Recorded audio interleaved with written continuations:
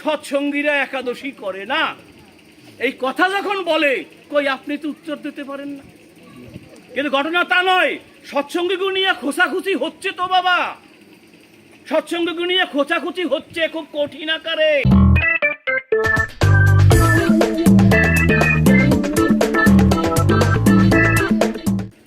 তাহলে আমরা যারা ঠাকুরের দীক্ষা গ্রহণ করেছি, ঠাকুর রিসার্চ করেছেন। ভগবান শ্রীকৃষ্ণ আসছেন দাপর যুগে, ভগবান চৈতন্যদেব তিনি আসছেন কলির শুরুতে, পরম প্রেমময় ঠাকুর আসলেন এদের পরে। সবটা তিনি রিসার্চ করে এই মানুষ, এই হিউম্যান বডিতে যা যা দরকার, মানুষ যা যা পারবে, তিনি তার বিধান দিয়েছেন। নতুন করে ডিজাইন করে কিছু করেন নাই। কিরকম? ঠাকুর বললেন, যে সাধনা জন্ম থেকে শুরু করে শেষ দিন পর্যন্ত না করা যায়, সেই সাধনা আমি দেই নাই। কিরকম কথা? আজকে কিন্তু একটা একাদশীর পর্ব চলছে। কেউ আছে কালকে একাদশী করবে, দ্বাদশী সংযুক্ত কি একাদশী গোস্বামী মতে। আচ্ছা, তাহলে একাদশীর নিয়ম কি? আচ্ছা, একাদশীর বয়স কি? আসি এবার একাদশীর বয়স। কোন কোন মানুষ কত বয়সে একাদশী করবে? একাদশীর বিধান সনাতন শাস্ত্রে ভুল না, সেই কথা আমি বলি নাই। শাস্ত্রের নিয়ম অনুসারে কত বছর থেকে একাদশী করা শুরু করবে মায়েরা? ও মায়েরা, কত বছর থেকে শুরু করবে? হ্যাঁ, 8 বছর থেকে শুরু করবে। আর শেষ করবে কত বছর বয়সে? 80 বছর বয়সে। তাহলে 8 থেকে 80, 8 থেকে 80, 8-এ শুরু করবে, 80-তে শেষ করবে। আচ্ছা, আপনার দেশে কি মনে হয় এই দেশে যাদের 8 বছর বয়স, সেই ছেলে মেয়ে বউ পুত্র পরিজন সবাইকে নিয়ে এই একাদশী করে? আপনার কি মনে হয় করে? আচ্ছা, ওই দাদাও বলছে না না। আচ্ছা, যার বয়স 80 বছরে পড়েছে সে কি একাদশী করে? 70 আপ হয়ে গেলেই এইমাত্র খেয়েছে, আবার ছেলের বউকে বলে, কই আমারে ভাত দিলি না? ভাত খাইছে কিছুক্ষণ আগে, তাই নাই মনে, আর 80 বছর বয়সে একাদশী করবে? তাহলে আপনি কি করলেন? ওই 40, 42, 45 বছরে শুরু করলেন, হয়তো 15, 16, 18, 20 বছর করলেন, করে ওইখানে ক্ষান্ত। তাই তো? রাগ করছেন নাকি কেউ? ও মায়েরা, রাগ করছেন? যে মায়েরা একটু আস্তে চুপচাপ রয়েছে, আমি কিন্তু বুঝতেছি হে খুব রাগ করছে। কিন্তু ঘটনা তা নয়, সৎসঙ্গীকে নিয়ে খোঁচাখুচি হচ্ছে তো বাবা, সৎসঙ্গীকে নিয়ে খোঁচাখুচি হচ্ছে খুব কঠিন আকারে। সৎসঙ্গীরা একাদশী করে না। এই কথা যখন বলে, কই আপনি তো উত্তর দিতে পারেন না, আপনি তো তাদেরকে কিছু বলেন না। তাহলে ভগবান শ্রীকৃষ্ণ এই একাদশী সম্পর্কে, এই ভগবান শ্রীকৃষ্ণ শ্রীমদ্ ভগবত গীতায় তিনি কি বলেছেন? যে সময় মতো খায়, সময় মতো ঘুমায়, সময় মতো বাহ্যিক প্রস্রাব করে, সময় মতো সাধন ভজন করে, সেই ভক্ত আমার প্রিয় ভক্ত। সময় মতোর কথা বলেছেন। আজকে খাইবেন, কাল খাইবেন না, পরশু খাইবেন, এই কথা তিনি বলেন নাই। তার মানে কি আমাদের উপোস করা খারাপ না? সেই কথা বলা হয় নাই। তাহলে একাদশী কি খুব ভালো জিনিস। মাসে কয়টা পরে? 2টা। কত দিনের মাথায় মাথায় পরে? 14 দিন পার হয়ে যায় 15 দিনের মাথায়, আবার 29 দিন পার হয়ে যায় 30 দিনের মাথায়। আচ্ছা, এই যে 15 দিনের মধ্যে একদিন উপোস কেন থাকবো? কেন থাকবো? কারণ এই 14 দিন আমরা অনেক অখাদ্য কুখাদ্য খাবার খাই। এই 14 দিন আমরা অনেক অখাদ্য কুখাদ্য খাবার খাই, শাস্ত্রের নিষিদ্ধ খাবারই আমরা খাই। বিয়ে যখন হয় তো বিয়ে একটা কার্ড দেয়, বৌভাত হলে একটা কার্ড দেয়, তো লেখা থাকে। আবার মানে অন্নপ্রাশন হলে শুভ অন্নপ্রাশন, বিবাহ হলে কি লেখা থাকে? শুভ বিবাহ। আচ্ছা, শুভ কাজে কি অশুভ কেউ করে? কি মায়েরা করে? শুভ বিবাহ, শুভ মানে কি? ভালো, মঙ্গল, কল্যাণপ্রদ, তাই হচ্ছে শুভ।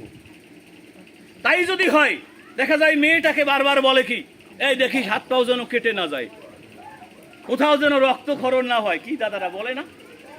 আচ্ছা, 1 ফোঁটা রক্তক্ষরণ হলে অনেক বলে অকল্যাণ হয়। 1 ফোঁটা রক্তক্ষরণ হলে, তো যেখানে বিবাহ হয় 8টা 10টা ছাগল কাটে। আপনাদের দেশে ছাগল কাটলে কি রক্ত বের হয় না হয় না? হ্যাঁ, জল বাইরে, জল বাইরে। তাহলে যেখানে 1 ফোঁটা রক্ত বেরিয়ে অশুভ হয়ে যায়, তাহলে এতগুলো প্রাণী আপনি হত্যা করে দিলেন, আপনার হৃদয় কাঁদে না? আপনার হৃদয় কাঁদে না? আবার বলেন পাঠা বলি দেব মা কালীর সামনে। আমার ছেলের যদি বিসিএস ক্যাডার হয়, আসলে আমি তো পড়াশোনা জানি না, মানুষের কইছে তাই কই, আমরা কিন্তু বুঝবো না যে আমি পড়াশোনা জানি, আমি কিন্তু পড়াশোনা জানি না। ওই সবাই কয় বিসিএস ক্যাডার, আমি একটু কই। তো বলে আমার ছেলে যদি বিসিএস ক্যাডার হয়, তো এইবার যে মা কালীর পূজা হইবে, জোড়া পাঠা বলি দেব, এই মায়েরা কয় না? তাহলে জোড়া পাঠা বলি দেবে। পাঠাটাকে মা কালীকে স্বয়ং প্রশ্ন করেছিলেন ভগবান শ্রীরামকৃষ্ণ। তিনি বলেছিলেন, মা তোর ভোগে কি পাঠা লাগে? বলেছিলেন, মা তোর ভোগে কি পাঠা লাগে? শ্রীরামকৃষ্ণ বুঝেছিলেন মা আমার সর্বত্রই। গাছের ফুল ছিঁড়তে গিয়েছেন, ফুল ছিঁড়তে গিয়ে তিনি যখন ফুলের গায়ে হাত দিয়েছেন, দেখেন মা আমার। ফুল আর তিনি ছিঁড়তে পারেননি, ওই ফুলকে ধরেই তিনি বলছেন, মা তোর এই গাছের ফুল ছিঁড়ে আমি তোর পুজো দিতে আর পারলাম না, আমি তোকে এখানে বসেই নিবেদন করলাম। সবাই একবার বলি জয় গুরু। তাহলে যত্র জীব তত্র শিব, একথা তো আমরা পাই। তাহলে আমরা প্রাণী হত্যা করে একটি প্রাণীকে, একটি অভূত প্রাণীকে আমরা টেনে ধরে আমরা কিন্তু তাকে বলি দিয়ে দিচ্ছি, ও সে কিছু বলতে পারে না। তাই তাহলে পাঠা কি? আমার নিজের প্রবৃত্তির যে পাঠা আছে, সেই পাঠাকে বলি দিতে বলেছেন।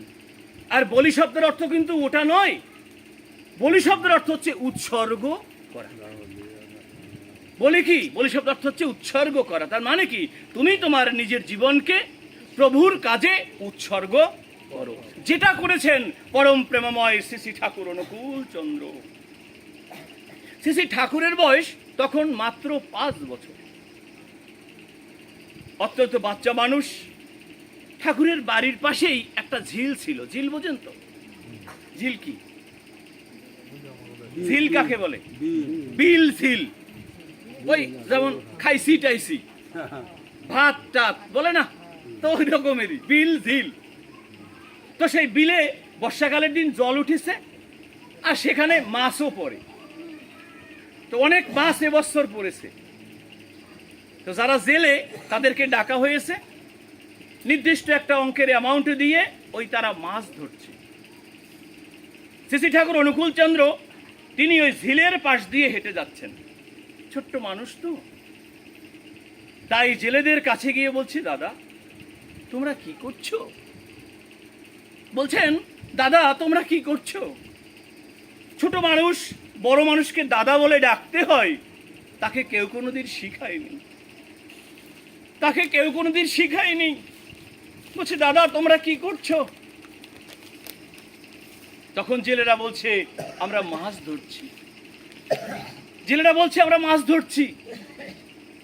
ঠাকুর বললেন, এই জ্যান্ত জ্যান্ত মাছগুলি তোমরা ধরে কি করবে? বলে, এই মাছগুলো ধরে নিয়ে বাজারে বিক্রি করব। ঠাকুর বললেন, বাজারে বিক্রি করলে কারা কিনবে? বলে, বিভিন্ন মানুষ এই মাছগুলি কিনবে। আচ্ছা, মাছ কিনে তারা কি করবে? মাছ কিনে তারা কি করবে? তখন জেলেরা বলছেন, তারা আমাদের পয়সা দিয়ে মাছ কিনে নেবে, আর বাড়িতে গিয়ে কেটে কুটে তারপর রান্না টান্না করে খাবে। ঠাকুর বললেন, এতগুলি জ্যান্ত প্রাণীকে কাটা হবে? এতগুলি জ্যান্ত প্রাণীকে তোমরা কেটে দেবে? আচ্ছা দাদা, তোমরা এই মাছগুলো আর ধরো না। বলছেন, তোমরা এই মাছগুলি আর ধরো না। তখন জেলেরা বলছে, আমরা তো টাকা দিয়েই মাছগুলো ধরতে এসেছি, যার জমি, যার বিলের মালিক, তাকে পয়সা দিয়েই আমরা কাজটা করতে এসেছি। শ্রী ঠাকুর বললেন, তাহলে কয় টাকা দিলে তোমরা আর এই মাছগুলি ধরবে না? জেলেরা বললেন, এই বিলটা মানে এই ঝিলটা কিনেছি 2 টাকা দিয়ে। তখনের কথা, তার মানে কি 133 বছর আগের কথা। বলছিলেন ঠাকুর যে তোমরা কয় টাকা দিয়ে এই ঝিল কিনেছো? বলছেন 2 টাকা দিয়ে এই ঝিল কিনেছি। এরা তো মাছ ধরছে, মাছ ধরার জন্য সবকিছু করছে। ইতিমধ্যে সিসি ঠাকুর দৌড়ে তার বাড়িতে গিয়েছেন। গিয়ে এই মাকে বললেন, মা মা আমায় 2টি টাকা দিত, মা আমাকে 2টি টাকা দিত।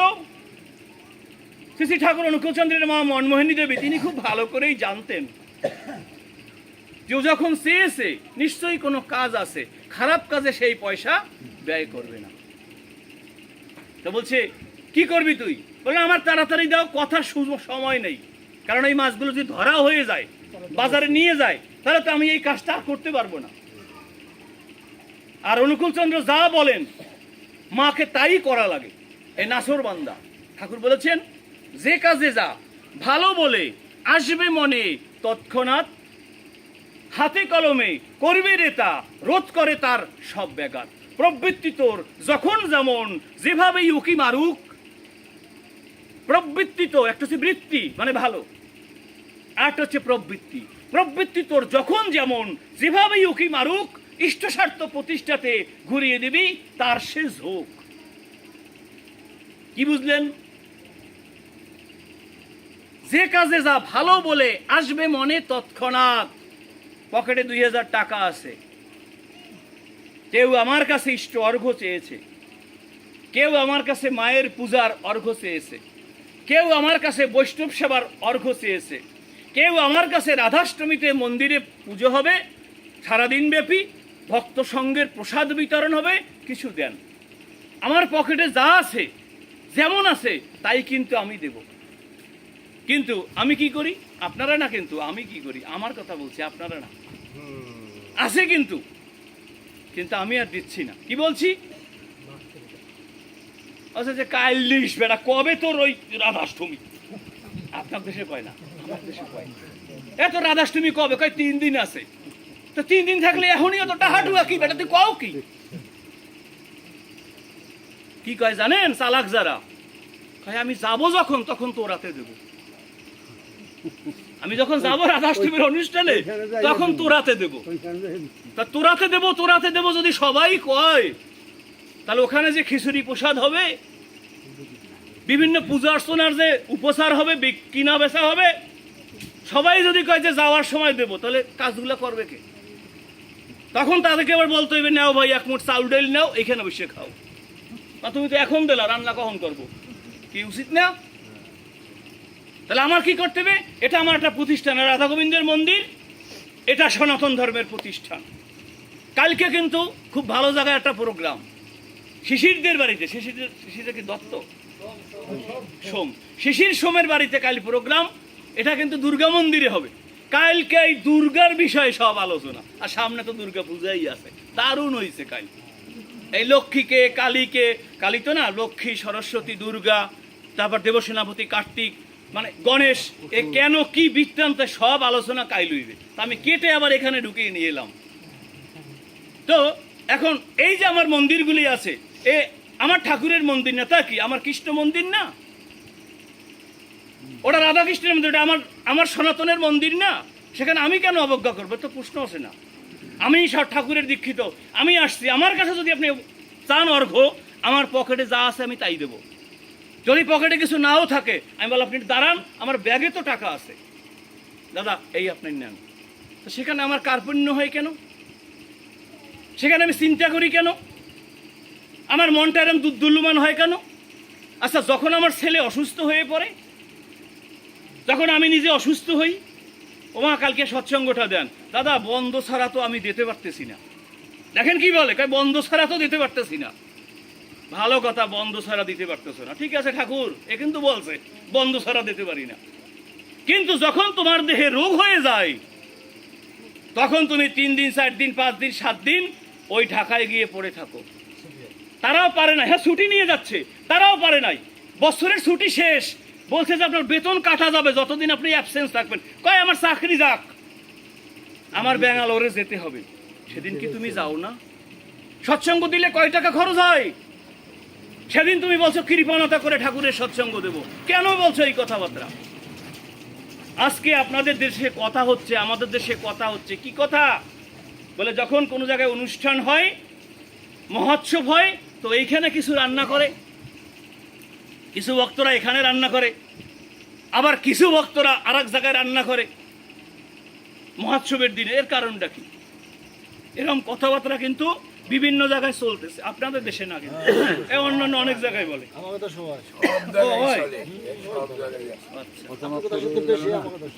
এখন বলছে যে কেন হয়, কেন হয় জানেন? একটা লোক আজীবন নিরামিষ ভুজি, 30 বছর 40 বছর ধরে সে সাত্বিক আহার গ্রহণ করে, সে একটা সাধন জগতে আছে। এটা তো ডাসার ইউনিয়নের মধ্যে আছে, আছে না? আছে না? আচ্ছা, এই ডাসার ইউনিয়নের জনসংখ্যা কত? 11,000 সামথিং, নিয়ার অ্যাবাভ 12,000 জনসংখ্যা আছে। এই 12,000 জনসংখ্যার ভিতরে হিন্দু কত?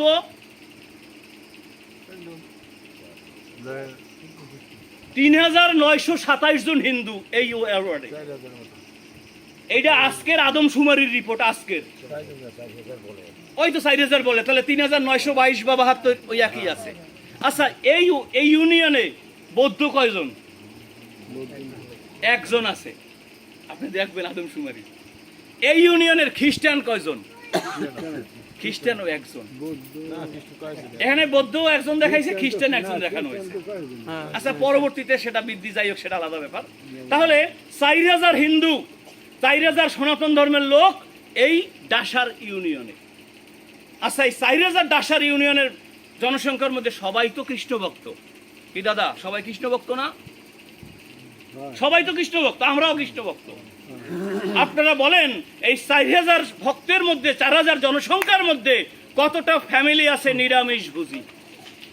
ওই যে একজন খায়, আর একজন নিরামিষ খায়, আর একজন মাছ খায়, সেটা না। একটা ফ্যামিলি শুদ্ধ নিরামিষ ভুজি। আপনার এই ডাসার ইউনিয়নে কয়জন আছে? ওটা লাগবে না, প্রদীপটা বন্ধ করেন।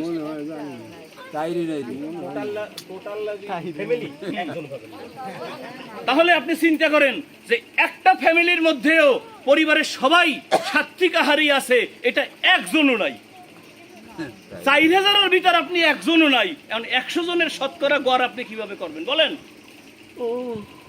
তাহলে তারা প্রতিদিন কত কষ্ট করে আসে, সারা দিন রাত্র কত দেখে মাছ, কত দেখে মাংস, বিয়ে বাড়ি নিমন্ত্রণ দিয়েছে, সেখানে প্রেজেন্টেশন গিফট করে চলে আসে, তারা খায় না।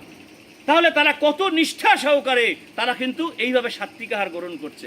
মহোৎসব হচ্ছে, আপনি ওই দিন নিরামিষ খাচ্ছেন, ওই দিনে ওই লোক রান্না করছে, কিন্তু সে তো আগের দিনও মাছ খেয়েছে, খায় নাই, পরের দিনও তো খাবে।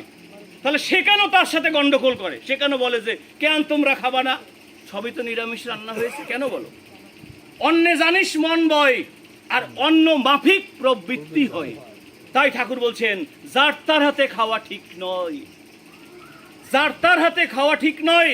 যার সাত্বিকই থাকবে, সদাচার থাকবে। আপনি তো আজীবনই মাছ খাচ্ছেন, একাদশীর আগের দিন খাচ্ছেন না, একাদশীর পরের দিন খাচ্ছেন না। আর আমরা কি করছি? সারা জীবন ধরে, কালকে দুপুরে ভাত খেয়েছি, আজকে দুপুরে ভাত খেলাম, আবার সামনের দিন কালকে দুপুরে। তাহলে আপনি কম্পেয়ার করছেন অল আর ইকুয়াল? তাহলে সেটা কি হয়? তাহলে আপনি এই চরিত্রের হবেন না। পরম প্রেমময় ঠাকুর অনুকূল চন্দ্র সেই একাদশীতে তিনি আজ বিধান দিয়েছেন, যে সাধনা জন্ম থেকে শেষ দিন পর্যন্ত করা সম্ভব নয়, সেই সাধনা আমি তোমার কাছে দেই নাই। তাই একটি সন্তান যখন মায়ের পেটে থাকে, মা ইষ্টভীতি করে। সকালবেলা উঠে মা ইষ্টভীতি করে সন্তানের জন্য। সন্তান যখন বড় হতে থাকে, ওই সন্তানকে ভোরবেলা উঠে বলছে, আসো বাবা, প্রার্থনায় বসো। ওই যে ঝিলের 2টি টাকা কিন্তু ওই জেলেদেরকে দিয়ে, যখন 2টি টাকা দিয়ে দিলেন ঠাকুরের মা, জেলেদের কাছে এসে ঠাকুর বললেন, নিন দাদারা, আর মাছগুলো ছেড়ে দিন। মাছগুলো ছেড়ে দিয়েছে, 2টি টাকা নিয়েছে। ঠাকুর জিলের দিকে তাকিয়ে চোখ থেকে জল ছেড়ে দিয়েছে, আর বলেছেন, ভগবান, এই ঝিলে প্রত্যেক বছর জল হয় বলেই তো মাছ আসে, এই ঝিলে প্রত্যেক বছর জল হয় বলেই তো মাছ আসে। এই ঝিল যদি শুকিয়ে যেত, তাহলে কখনো তো এই মাছের আর জন্ম নিত না। 132 বছরের সেই ঝিল, কিন্তু যে সময় ঠাকুর পরম পিতার কাছে প্রার্থনা করেছেন, যে যদি এই ঝিলে শুকিয়ে যায় তাহলে তার মাছ আসবে না। পরের বছর থেকে ওই ঝিলে আর কোনোদিন জল হয় নাই। সবাই একবার বলি জয় গুরু। জয়